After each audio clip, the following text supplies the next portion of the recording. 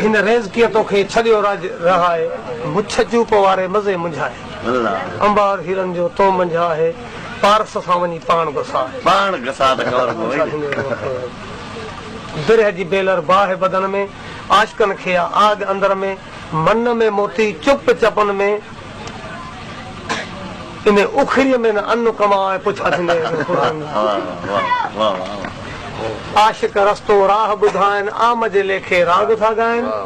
आलम जाहिल शाह गदा खे जानण चंद वाइस ॿुधाए पुछा थींदे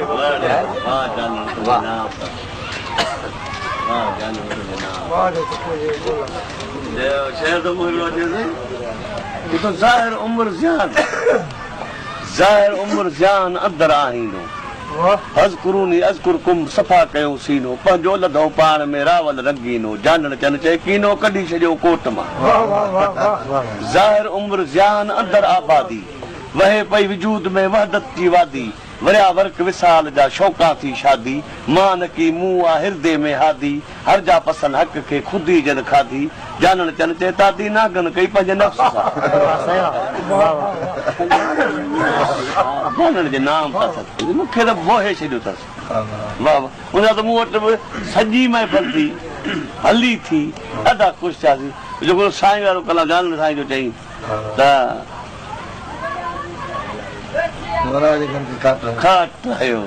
मूंखे मारे छॾी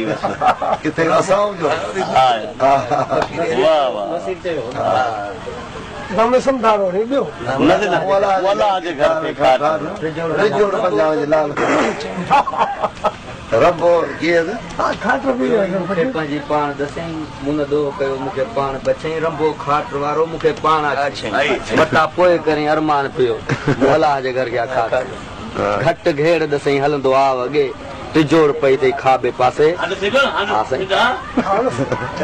तुंहिंजो वेरी बीठो थो विच ते वॻे ते तोहीद जो मुंहुं वार कई मूं अलाह जे घर जा खाट भाग्य चोर खे चयो आहे तूं घर में घिड़ी जे तूं आशिक आहीं लाह सागो सिरी आयो खड़ हते हाणे वञ न वरी जे इश्क तुंहिंजे आहे ताब तयो मूं अलाह जे घर जा खाट भाग्य चोर सुञाणे मूंखे विधो आहे चढ़ो मां बि मालीअ ते आहियां मस्त खड़ो वञी वनहन अकरब लाथम करो जानण चन उन महला वियो अलाह जे घर जा खाट हा असांजो फ़क़ीर ते ईमान आहे बस हाँ हर जाते छोरी का गाल थी पहुंचो था मेरी फकीर भलाई की मान दिया फकीर के बता दे मेरी का गाल मेरी फकीर भलाई हज़रत मूसा जी दावत फकीर थी आयो कब गाल थी बच पूरा मेरी फकीर के पार मानू चवंदा आहिनि फकीर को ढेराई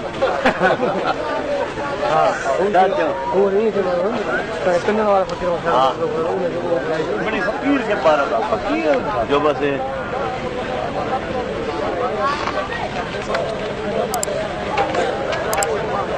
बार खुश करते रोज रखते